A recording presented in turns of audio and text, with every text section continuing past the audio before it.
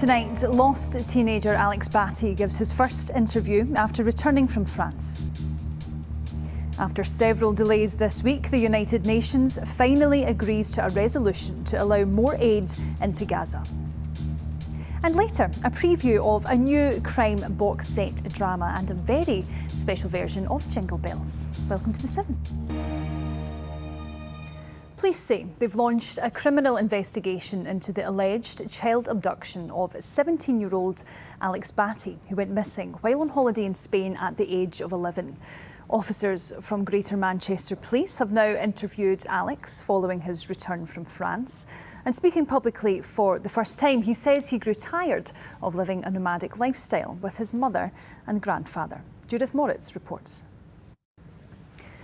But for now, a former sub-postmaster who was convicted of embezzlement says he's angry that it's taking so long to clear the names of people affected by the Post Office IT scandal. Rab Thompson's case was one of 6 here in Scotland, originally earmarked as a potential miscarriage of justice. So far, only 2 of those convictions have been overturned. Katie Hunter has more, and a warning now, her report contains flashing images.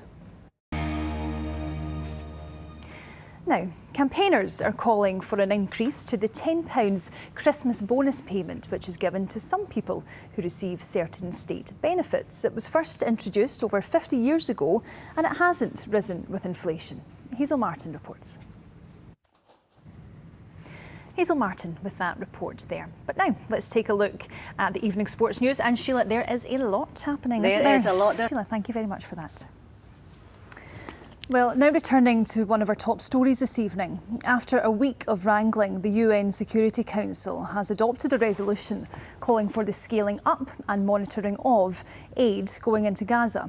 It comes as warnings grow about conditions inside the region and fears of a famine. Our North America correspondent app, as this breaking news story develops, there will be much more there for you to get into.